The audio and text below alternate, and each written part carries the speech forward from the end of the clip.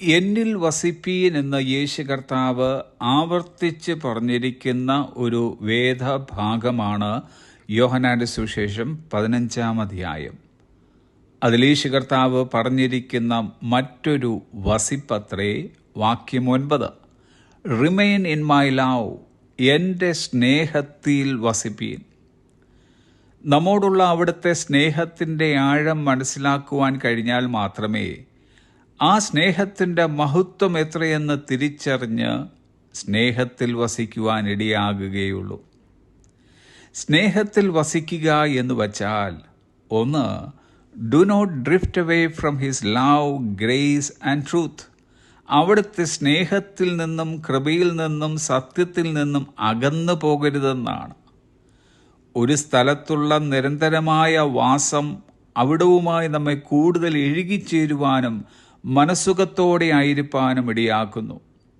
വന്നും പോയും ഇരിക്കുന്ന അവസ്ഥയല്ല, ദൈവത്തോടും അവിടുത്തെ സ്നേഹത്തോടും കൂടുതൽ ചേർന്നിരിക്കുന്ന ഒരു അനുഭവം നാം ഉണ്ടാക്കിയെടുക്കണം. സ്നേഹത്തിൽ വസിക്കുക എന്ന് വെച്ചാൽ, 2, his love will shape our life. അവിടുത്തെ സ്നേഹം നമ്മുടെ ജീവിതത്തെ രൂപാന്തരപ്പെടുത്തും. ദൈവസ്നേഹം ആഴമുള്ളതെന്നും മാറ്റമില്ലാത്തതെന്നും നിത്യമായതും മുറിച്ചു കളവാൻ കഴിയാത്തതാണെന്നും നാം തിരിച്ചറിയുമ്പോൾ മറ്റു സ്നേഹങ്ങൾക്ക് പിറകെ നാം ആരും പോകുകയില്ല. ഈ സ്നേഹത്തിനു മുമ്പിൽ വളരെ വിനയത്തോടും താഴ്മയോടും സമർപ്പണത്തോടും കൂടെ മാത്രമേ നമുക്ക് നിൽക്കുവാൻ കഴിയുകയുള്ളൂ.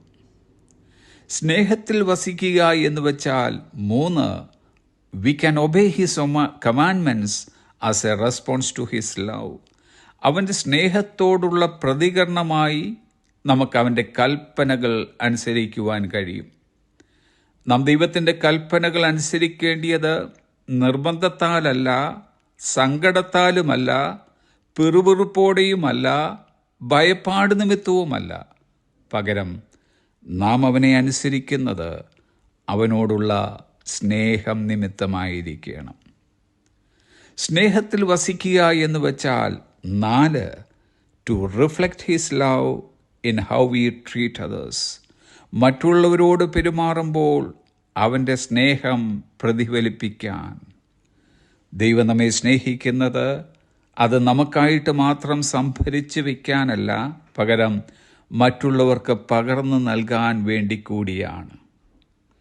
തിരക്കുകൾ കാരണം, പ്രശ്നങ്ങൾ നിമിത്തം, സംശയങ്ങൾ കാരണം പലപ്പോഴും ദൈവത്തിൽ നിന്നും പലരും അകന്ന് ജീവിക്കുമ്പോൾ, ഇവയെല്ലാം തന്നെ ജീവിതത്തിൽ ഉണ്ടായി എന്ന് വന്നെന്നാലും ദൈവ സ്നേഹത്തിൽ വസിക്കുന്ന ഒരു വ്യക്തി എന്തു വന്നെന്നാലും അവിടെ തന്നെ വസിക്കുന്നത് തുടരും. കാരണം ഈ സ്നേഹത്തിൽ നിന്ന് നമ്മെ വേർപിരിക്കുവാൻ മറ്റൊന്നിനും സാധ്യമല്ല. Have A blessed day.